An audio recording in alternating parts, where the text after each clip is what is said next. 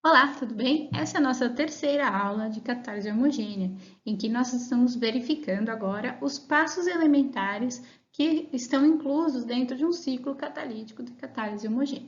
Eu sou a professora Caterina e nesta aula nós vamos ver sobre a adição oxidativa. A adição oxidativa ocorre quando nós temos um complexo que tem o metal com um determinado estado de oxidação e a coordenação do ligante ao complexo, formando então um complexo novo que tenha um outro estado de oxidação, que então o metal tenha sido oxidado, por isso se chama adição oxidativa. Então, aqui eu trouxe para vocês os dois exemplos principais da adição oxidativa, por exemplo, de aletos de alquila, né? E de adição de hidrogênio, né? Em reações de hidrogenação. Então, há então a oxidação do centro metálico, por exemplo, nesse caso é o ródio 1 sendo oxidado para ródio 3. O complexo de Vasca é talvez o melhor complexo para a gente começar a estudar a adição oxidativa, em que ele já foi testado para diversas moléculas do tipo AB, em que pode ser hidrogênio, gás cloro, iodeto de metila, cloreto de estanho, silanos e assim por diante. E em todas essas reações, o que se observou é que há um aumento da carga formal, há um aumento do número de coordenação de 4 para 6 e há um aumento da contagem de elétrons do complexo, né, de 16 para 18. Então, isso seriam as principais características de uma adição oxidativa. Então, para o complexo de Vasca, o termo adição oxidativa parece ser bastante óbvio, né? Entretanto, a primeira pessoa que designou esse nome de adição oxidativa foi um pesquisador que trabalhava com o complexo de rutênio, que tinha 3 carbonilas e 2 trifenilfosfinas, numa reação em que ele colocava junto com a molécula B, formando então um complexo de rutênio 2, coordenado a AB e com a liberação do CO que estava coordenado a este complexo. Mas será mesmo que esse tipo de reação é uma adição oxidativa, como o pesquisador havia falado logo neste primeiro artigo? Bom, se a gente for analisar, no caso deste complexo, nessa reação nós temos um aumento da carga formal de 0 para mais 2. O complexo inicial tem 5 ligantes e não 4. E o complexo inicial tem 18 elétrons e não 16. Então, essas reações, elas são realmente oxidativas ou é só uma questão formal, né? Então, é isso que a gente vai ver durante os próximos slides. Então, para a gente verificar se essas reações são de fato adições oxidativas, foi feito então um estudo com o mesmo tipo de complexo, só que agora era com irídio, coordenado a um cloreto, a molécula que foi adicionada oxidativamente ao CO e a 2 moléculas de trifenilfosfina. E se avaliou o estiramento CO no infravermelho. Então, quando não havia, né, a molécula AB, o estiramento da molécula de CO estava em 1969 centímetros a menos 1. Quando era adicionado a molécula de hidrogênio, observava-se o deslocamento dessa banda para 1983. Quando se adicionava oxigênio, esse deslocamento era maior, ia para 2015. Quando se adicionava HCl, esse deslocamento ia para 2045, quando se adicionava iodeto de metila, 2047 e quando se adicionava gás cloro para 2075. Então, se a gente sabe que quanto maior o número de onda o que vai nos significar uma adição oxidativa mais efetiva, a gente esperaria que o gás cloro fosse a molécula que estivesse com a melhor adição oxidativa. Só que uma comparação direta, né, entre esses estiramentos não pode ser feita, já que tanto o hidrogênio quanto o oxigênio estão na posição cis do complexo, enquanto que estas outras moléculas estão trans. Isso também pode influenciar, né, no deslocamento dessa banda. Então, se a gente for verificar, por exemplo, o oxigênio, seria a melhor molécula para a gente fazer uma adição oxidativa, né? E o deslocamento não é tão efetivo assim, vai para 2015. Então, será que de fato ela é uma adição oxidativa? E se a gente for comparar, né, o deslocamento do oxigênio com o deutério, né, a molécula de D2, a gente verifica que o estiramento do CO vai para 2030 centímetros a menos 1, que significaria que essa molécula seria mais efetiva na adição oxidativa do que o oxigênio.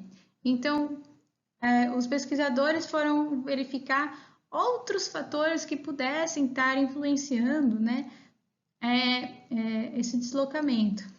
O que verificaram é que, por exemplo, os parâmetros de ligação de diferentes espécies de oxigênio. Então, por exemplo, a molécula de oxigênio, ela tem um estiramento em 1556, o superóxido em 1142 e o peróxido em 820. E justamente o complexo com a molécula de oxigênio tem um estiramento muito parecido com a do peróxido, indicando de fato que esse tipo de reação é uma adição oxidativa. E todas essas reações, elas podem ser seguidas por sua cinética, né, e equilíbrio de formação do adulto com a molécula AB. E foi verificado, por exemplo, que para a adição do gás hidrogênio, que havia uma certa tendência de que a tri-N-butilfosfina era melhor do que a triofenilfosfina, por exemplo, porque ela tem uma maior basicidade do que a triofenilfosfina. Entretanto, quando a gente comparava, né, a tributilfosfina e a ciclohexil, né, triciclohexilfosfina, se verificava que havia um maior impedimento estérico no produto, e então a tributilfosfina era melhor para fazer esse tipo de reação, tendo uma velocidade muito maior. Bom, além da influência do ligante na velocidade de reação, nós também temos a influência do metal na velocidade de reação. O que a gente tem é difícil de comparar metais diferentes, de famílias diferentes, principalmente porque eles têm diferentes números de coordenação, então foi um pouco complicado fazer essa comparação direta. Mas dentro da mesma família, fica um pouco mais fácil. Por exemplo, à medida que a gente desce na mesma família, a gente tem uma tendência de estabilizar maiores estados de oxidação mais elevados. E a gente pode verificar essa tendência justamente no fato da gente não conhecer o FeO4, o fato do RuO4 ser metaestável, enquanto o tetróxido de ósmio é estável.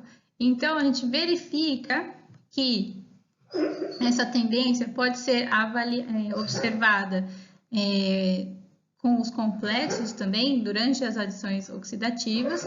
Então, por exemplo, na família, a gente espera, né, que os adultos de ródio com hidrogênio sejam menos estáveis do que os análogos de irídio. E isso vai influenciar na catarse, na cinética dessa reação.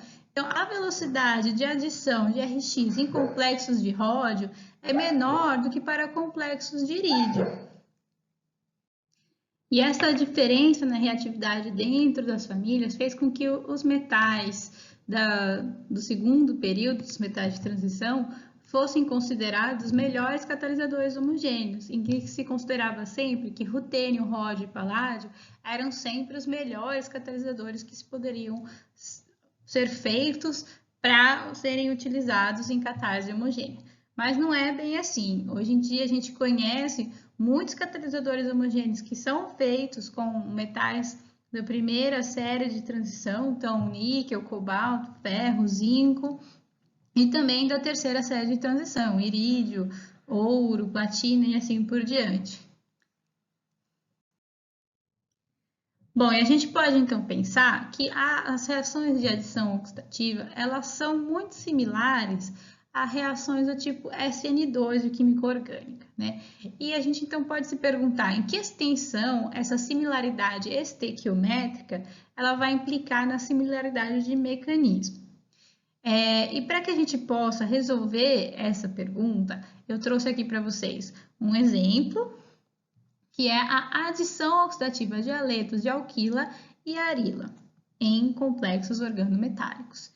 Por que a gente vai estudar essas reações? Porque existem muitas técnicas para estudar essa reação e existem diferentes padrões de mecanismo reacional. Então, a gente pode discutir melhor esta extensão de similaridade estequiométrica com similaridade de mecanismo. Então, a gente vai ter que fazer uma definição mais ampla da adição oxidativa. Então, o que é a adição oxidativa? É qualquer reação de um complexo metálico com um composto do tipo RX, em que haja um aumento da carga formal e uma nova ligação metal alquila ou arila, certo?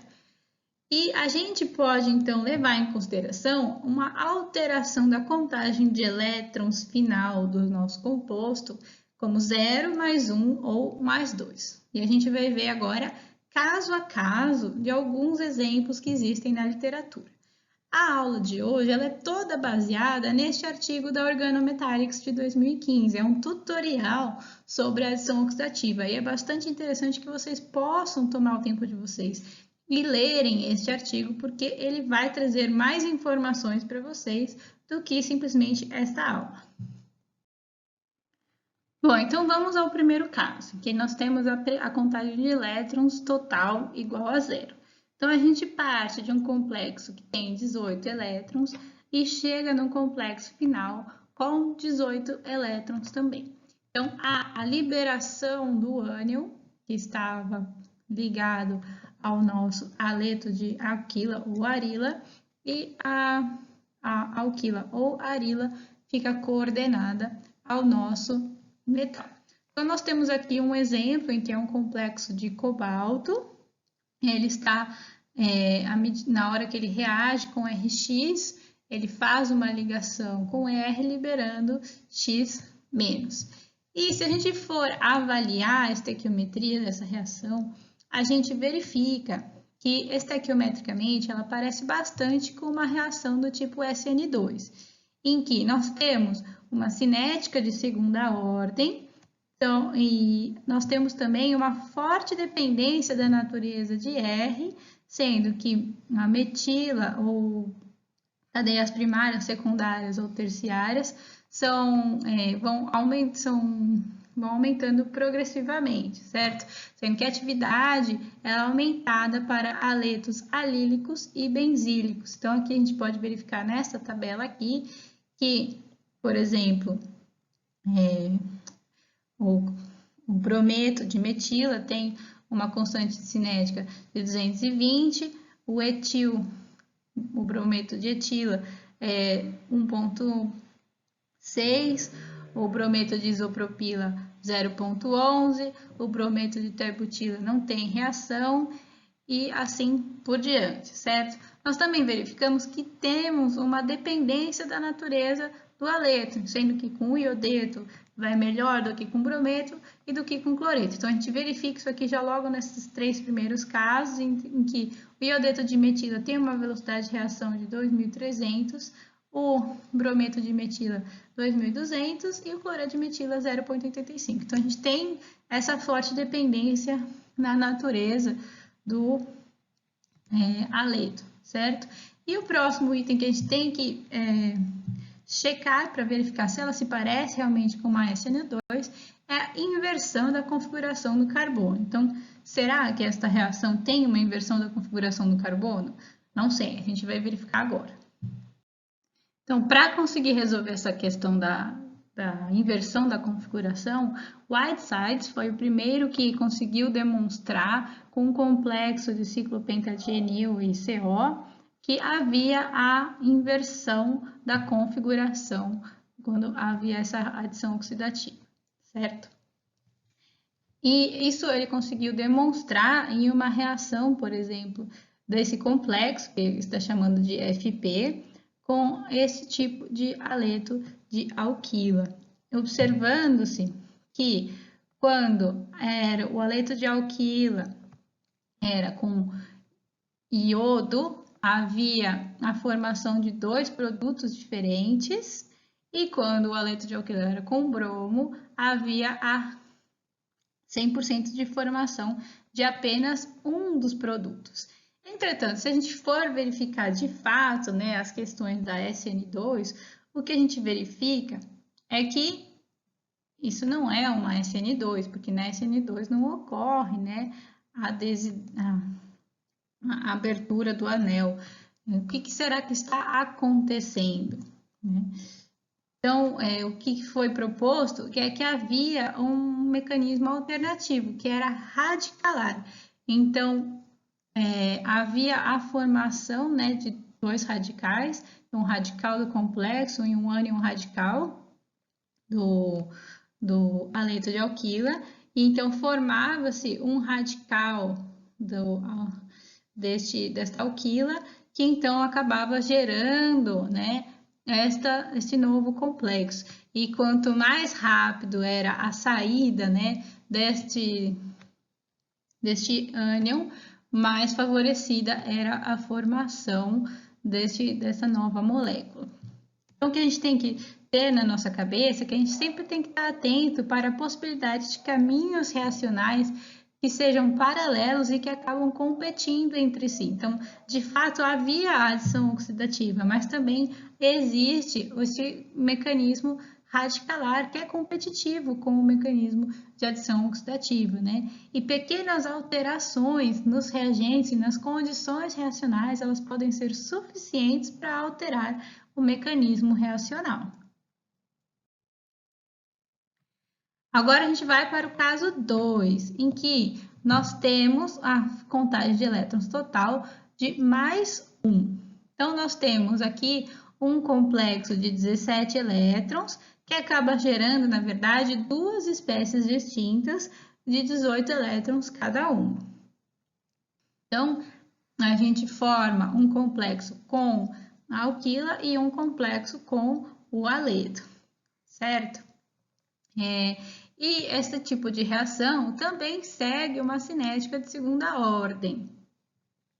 E a reação ela acaba ocorrendo em um mecanismo de duas etapas, em que há, primeiramente, a coordenação do haleto no complexo, formando um radical, e esse radical rapidamente se recombina com o complexo, formando então o complexo final.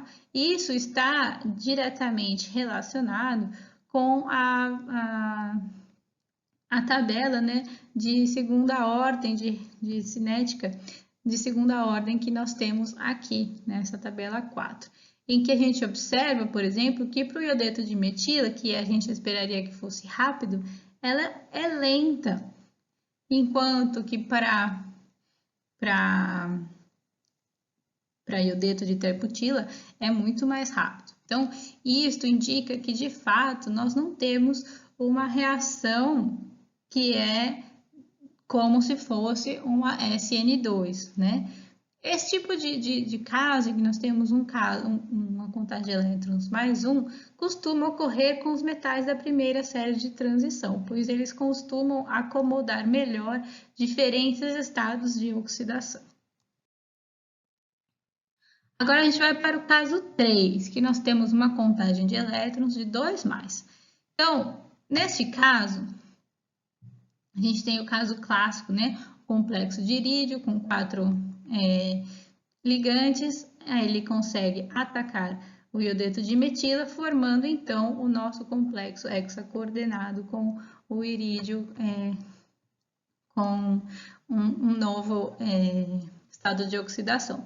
Então, ele consegue chegar em todas as características de uma SN2. Então, que a gente tem a cinética de segunda ordem, o ΔS de transição é menos 40, ele é bastante negativo, a reação ela é mais rápida em solventes polares, e o iodeto de etila é menos reativo, mas os aletos de benzoíla e alílico são muito reativos. Então, ela de fato chega nesse mecanismo SN2. Só que não se sabia se havia a inversão de configuração. Então, foi feita uma análise acompanhando a reação com o polarímetro e foi verificado que havia o alfa, né, do substrato era -6 e o alfa do produto era -4. Isso significaria que havia uma retenção de configuração em vez de uma inversão de configuração. O que será que estava acontecendo, né?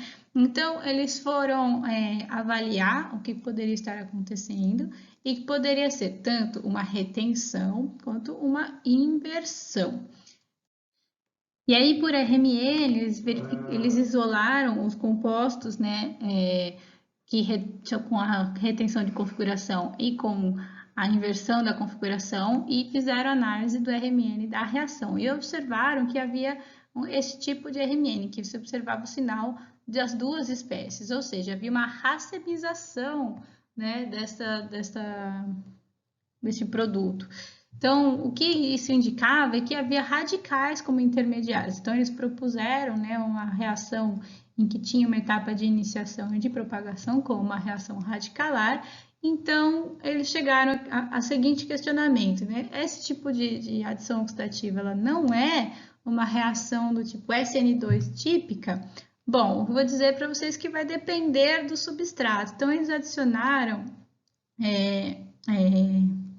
inibidor, né, de formação de radicais na reação e foram a verificar a competição entre o iodeto a formação, né, do adulto de metila com um substrato competidor do iodeto de metila.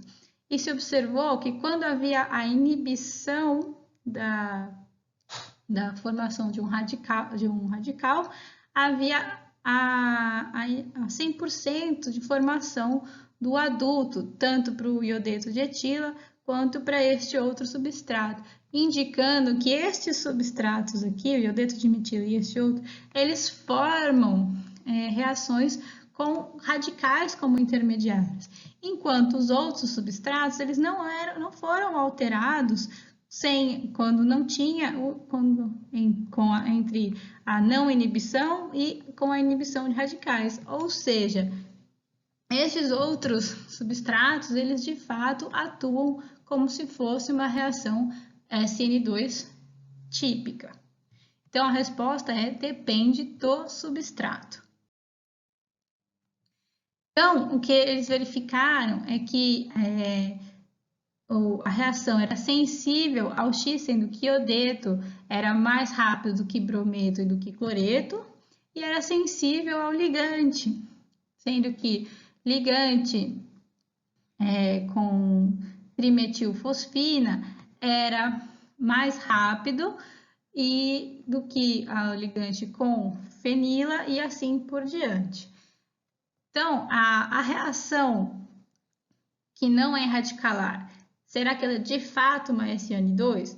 Então, para falar isso, eles tinham que provar, né, que havia uma inversão da estereoquímica do produto. Então, eles fizeram uma reação, né, com com um complexo de paládio com este tipo de um substrato com configuração R.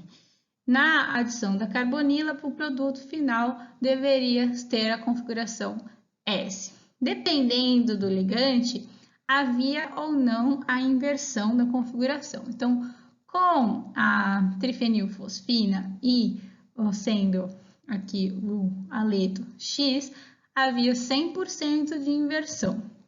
Mas com trietilfosfina e com o X sendo cloreto, havia apenas 72% de inversão. Enquanto que se alterasse o X para o haleto de cloreto para brometo, a inversão era apenas de 19%.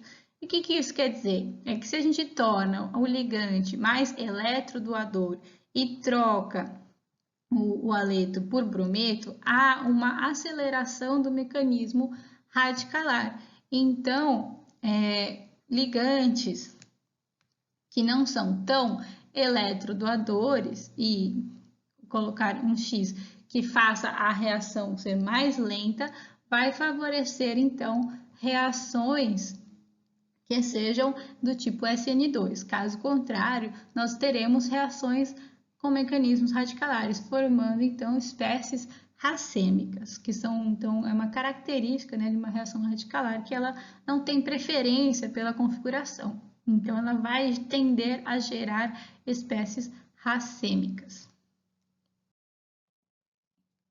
Um outro caso que é interessante de mostrar para vocês é este aqui. Então, aqui nós temos um complexo de paládio.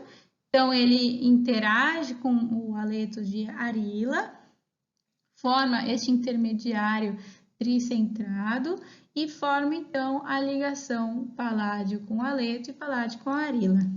E o que se observa é que não há quase nenhum efeito do solvente e há uma pouca dependência na substituição do anel aromático. E o que isso quer dizer? Que há, então, uma pouca separação de carga no estado de transição, que seria este aqui. E isso, o que a gente quer dizer com isso? Como a gente pode aplicar estas coisas que eu falei para vocês nas ideias que ocorrem na indústria, por exemplo. Então, por exemplo, as reações de acoplamento cruzado que ganharam o Prêmio Nobel de 2010 com Heck, Negishi e Suzuki, eles utilizam normalmente catalisadores de paládio zero ou níquel zero. E eles costumam utilizar esses paládios que podem ser gerados in situ ou não, certo? Então, esse tipo de reação ocorre entre um haleto de alquila, e um complexo organometálico. Então, aqui nós temos um reagente de magnésio, que é para reação de Kumada, de zinco para Negishi, de estanho para Stille e uma borana para as reações de Suzuki, então formando o acoplamento carbono-carbono. O mecanismo geral dessas reações ocorre, então, nós temos o ligante coordenado ao metal, a saída de algum ligante, formando, então, este complexo que é a espécie ativa da reação, e então nós temos a adição oxidativa ocorrendo, formando então, oxidando o metal do estado 0 para o estado 2+. Bom, nessas reações de acoplamento, o que se verifica é que o rendimento ele depende da natureza do ligante, sendo que os ligantes impedidos estericamente facilitam a reação. Só que isso é contraintuitivo, Porque se a gente tem um ligante muito impedido, ele não deveria facilitar a adição oxidativa. E aí vem o pensamento, mas será mesmo que a adição oxidativa é o limitante da reação? Bom, e aí a gente responde, não, ela não é o limitante da reação, porque se a gente tem ligantes impedidos, eles vão facilitar a sua saída, para a formação do intermediário reativo, que é o PDL2. Então, quanto maior o impedimento, né, do ligante, mais fácil formar o intermediário reativo da reação. Então, o que é o limitante da reação é a formação do intermediário reativo da reação. E é interessante a gente notar, por exemplo, que para o acoplamento de Suzuki, quando a gente tem aminas primárias, elas ocorrem por um mecanismo bem parecido com SN2. Então, a gente tem que utilizar complexos de paládio, utilizando ligantes como, por exemplo, triciclohexilfosfina ou diterbutil-metilfosfina, certo? Mas, quando a gente está tratando com aletos de alquilas secundários, a gente vai precisar de um mecanismo radicalar para que isso aconteça. E quando a gente precisa de um mecanismo radicalar, a gente precisa de metais que favoreçam que esse mecanismo radicalar ocorra. Então, a gente precisa tratar com os metais da primeira série de transição. E por isso são utilizados catalisadores à base de níquel para aletos de alquila secundários. E talvez o melhor exemplo desse tipo de mecanismo seria o acoplamento de Negishi enantioseletivo, seletivo, em que se observa que, ao se utilizar um complexo de níquel com um ligante quiral, se observa a formação, a partir de um substrato racêmico, a formação de um produto com uma enantioseletividade maior que 99%.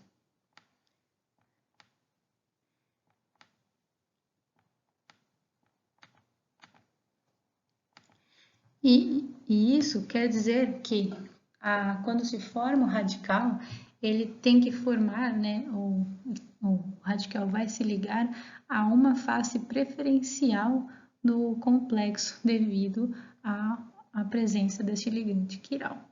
E inicialmente pensava que o mecanismo desse tipo de acoplamento, usando complexos de níquel, ocorria num mecanismo parecido com o mecanismo daqueles complexos de irídio que eu mostrei para vocês anteriormente, em que o radical ele vai se adicionar ao níquel 0 para resultar num complexo de níquel 1, seguido da abstração do aleto para formar um complexo de níquel 2. Entretanto, após diversas análises do mecanismo, se verificou que são passados por intermediários de níquel 1, níquel 2 e níquel 3, uma cadeia, né, de intermediários, mas não existe a atuação do níquel 0 neste mecanismo. O próximo exemplo aplicado que eu gostaria de mostrar para vocês é a síntese do ácido acético. E a gente sabe que 75% do ácido acético produzido mundialmente ele é feito a partir da carbonilação do metanol. Então, a gente tem o metanol reagindo com o CO a partir de um complexo de ródio, formando então o ácido acético. Essa reação ocorre a 180 graus Celsius e 30 atm. Existe uma sequência de reações que ocorrem para que esse mecanismo ocorra. Então, do metanol se forma o iodeto de metila. Esse iodeto de metila, ele faz uma adição oxidativa ao complexo de ródio, então, formando então este complexo, e após a inserção, né, do metanol ao CO, forma-se então um intermediário, e há então a nova interação do CO com o complexo, formando este novo complexo, e então a gente tem a eliminação, né, do iodeto de etoxila, e aí este iodeto reage com a água, formando então o ácido acético. E nós temos diferentes etapas cinéticas durante todo esse processo, sendo que a etapa determinante é justamente a etapa de adição oxidativa. Bom, e aí que surge uma pergunta: será que a gente pode substituir o ródio por outros metais? E aí, indo na família, né, onde está o ródio, a gente observa que tem cobalto, ródio e irídio. Então, se for pensar na etapa de adição oxidativa, que é a etapa principal, né, determinante dessa reação, seria interessante trocar o ródio pelo irídio. Só que até 1970, o irídio era muito mais caro do que o ródio. Atualmente, o irídio tem um preço relativamente menor do que o ródio. Então, valeria a pena a gente tentar fazer este mecanismo, essa reação, com complexos de irídio. E, de fato, quando a gente utiliza complexos de irídio, a reação de adição oxidativa ocorre 150 vezes mais rápida do que em comparação com o complexo de ródio. Então, seria interessante aplicar complexos mais baratos para um processo que já é aplicado na indústria. Bom, para concluir essa aula, eu gostaria de mostrar para vocês, de relembrá-los. A gente viu que a complexidade da reação ela pode tornar o desenho racional de complexos totalmente empírico, e que a gente viu que há uma grande variedade de possibilidades mecanísticas que podem fazer a diferença em catálise organometálica e homogênea, facilitando que algumas reações aconteçam ou não. Então, como atividade, eu gostaria que vocês fossem até este artigo da Journal of the American Chemical Society 2019 e descrevam as possibilidades mecanísticas existentes neste artigo. Até mais. Tchau!